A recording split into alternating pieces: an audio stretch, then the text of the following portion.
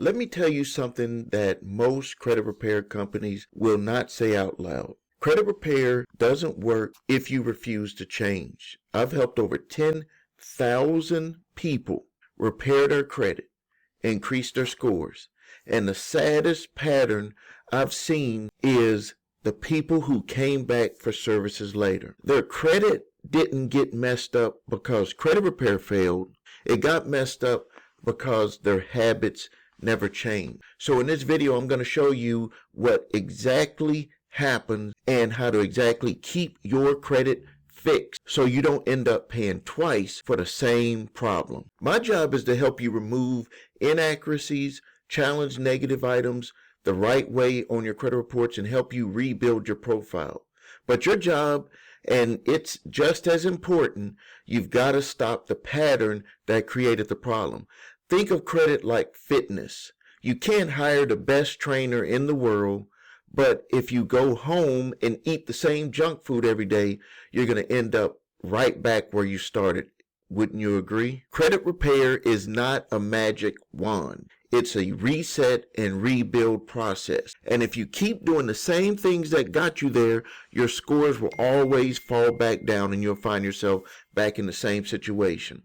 If you're living on credit to cover your lifestyle, late payments because you don't have a system in place to make sure your bills are paid on time, you're overusing the credit that you have available, like on your credit cards.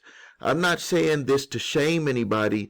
I'm saying it because if you want permanent results, you've got to pair the strategy with changing your personal habits. Here's what I've seen with people who came back later. They got results. Then they did one of these. They ran the balances back up. They opened up too many new accounts without a plan. They ignored due dates because they were busy. They co-signed for someone and they got burned. They took on payments that they really could not afford, or they just didn't build any savings. So when the first emergency happened, they started started charging up those cards again. And then months later, they were in the exact same spot, and the frustration built up. And they think that the system was against them when it was just simply because they did not change those bad habits permanently. Let me give you a simple blueprint that changes everything. This is the difference between repairing your credit and keeping it repaired. Your scores can't survive missed payments, so stop relying on memory. Put every minimum payment on auto pay if you feel comfortable doing that. At a minimum, open up that spreadsheet program, Excel file or whatever spreadsheet program, and put in there when your payments are due so you can look at that, have it open on your computer, save it, print it out, whatever you have to do, so you could be reminded of when your payments are due. Set up reminders, your calendar that's in your email provider services. It might have a calendar that's available on your computer that's available, or on your cell phone on your calendar. Give yourself alerts, and you can put those alerts to remind you every month so you know it's time to get these bills paid. If you do nothing else, do this. One late payment can wipe out months of progress. So you gotta really pay attention to this. This is one of the main things that I see that drops individual scores. And just think about it. That's gonna stay on there for 24 months on your credit report.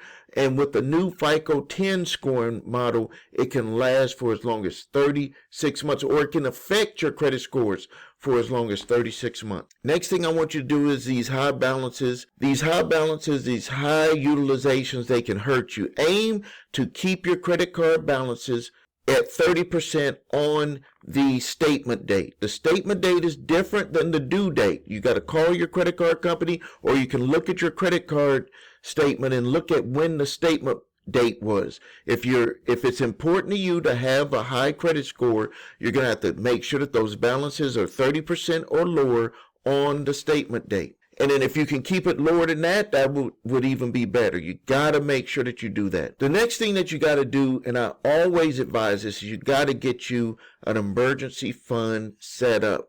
The quickest way to get an emergency fund set up is by budgeting your bills. Looking at the money that you have going out, I call it the invisible bills. It's not necessarily a debt that you got to pay on, but it's money that you have going out every month to different things: shopping, going to get coffee somewhere, eating at lunch during work, all of these things. When I went through my financial problems in the 1990s, one of the first things that my wife and I agreed on is that we were only going to spend a certain amount of money per week. And whatever that amount was, we had, if it was going to be to eat lunch, when we were when I was going to work our business, or whatever it was, it had to be allocated. And what I started doing and started to see where a lot of the what I call invisible bills were going was buying lunch and doing all of these different things, going shopping when we didn't really need to go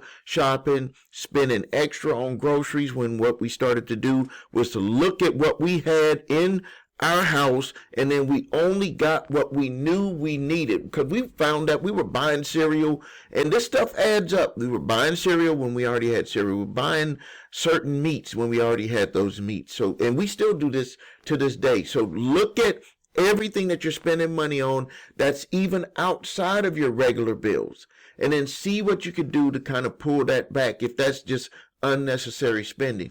And then you can utilize that money to build up an emergency fund, because what I've found is that if the car breaks down, or medical something medical happens, emergency in the family, or something that you got to spend some money on, if you can avoid putting that on a credit card, you will find yourself in a better situation. Trust me, I found this out personally. And if you had an emergency fund, you can use that money from the emergency fund to take care of what you need to take care of, and you won't have a bill the next month. You won't be adding to your debt. Now, here's one of my take it or leave it rules. This is one of my take it or leave it rules. When utilizing credit, like your credit cards, if you cannot pay it in 90 days, I would suggest that you don't go through with the purchase. There were a lot of times when my wife and I had started to get our debt under control, and we had put together our plan to start getting out of debt. We were $300,000 in debt. When we started to put that plan together, a lot of decisions had to be made. And one of the biggest decisions was, if we did not have the money and could not afford it, we just went ahead and went without it. And what we started to understand was that we were just really spending money because we just felt good spending money. Over time, it doesn't happen overnight, but over time we felt better saving money. But to go through the process of feeling better to save money, you have to go through a process of finding out why you even want to spend money. And when we started to think about it, like we just was not spending money automatically, or like subconsciously just blowing money, what we started to do was we started to decide, do we really need this? Why are we trying to get this additional thing? Why do we want to spend the money on it? And once we started asking ourselves these questions, we just said, we don't need it. We don't need to spend the money. Let's just put that money aside. It helped us start making better buying decisions. We were able to start saving a lot more money because we were just paying attention to what we were looking at buying and finding out, why did we want to buy this thing? And once we started to figure those things out, there was a lot of things that we had decided not to buy. So my main thing with making this video is not to try to get you to change overnight. It's not to say that it's a bad thing, for people to fall back, because I definitely, there was certain decisions that even after I got my credit back in order, I had made some bad financial decisions, but I had to work my way out of it. And I didn't end up messing up my credit, but these are things, this is just part of life. What I am saying is that once you get your credit to a certain position, you do need to move forward and make decisions to not mess up your credit. You can have money and make a bad financial decision and you're able to recover. It won't hurt your credit because you had the money set aside for whatever you decided to get into. Maybe it's a business or opportunity or whatever it is. Or you bought something and it was not necessarily a good decision, but you had the money to go buy it, and then you found out later it wasn't a good decision. That's different. So I'm not trying to tell you that you're a bad person if if you fell back. What I'm trying to really get across is that for us, for all of us, I had to go through it, you got to go through it, is to not fall back. You got to make those changes yourselves. You got to make new habits. And once you fall into that pattern of making those new habits, you will be more conscious about the decisions that you make and the consequences of the decisions that you're making. It'll just help you be able to move through life a lot smoother financially. Now, if you need help with your credit, please visit us at thecreditrepairshop.com. Watch the video, What Makes Us Different, so you can see my 8-point validation process, my 2-phase settlement process. If you need your credit reports and scores, go to the website your3scores.com to grab your TransUnion, Equifax, and Experian credit reports and all 3 scores. If you have debt collectors coming after you, you can grab my 3-pack of letters, absolutely free. Statute of limitations, debt validation, cease and desist collection activities letter, or you can go to summonsmasters.com, where I got a testimonial from someone who was from Jefferson Capital, was coming after them for over $1,200. They used Summons Master to create an exclusive certified debt validation letter, and Jefferson Capital sent back a letter saying that we will not come after you for that debt. All done, over with. They don't have to worry about it. You can go to summonsmaster.com, upload your debt collection letter. It'll create at the click of a mouse button, an exclusive certified debt validation letter to stop debt collectors from coming after you. If you're being sued by debt collectors, you can go to summonsmaster.com and get a fully formatted, court-ready response to every allegation and a defense to help you potentially win your case. And we have an aftercare service that'll take you all the way through to the end of the process, so you're not left alone. Thank you for your time. Subscribe to the channel, like this video, post your questions and comments. It's Stephen A. Williams, president and founder of thecreditrepairshop.com.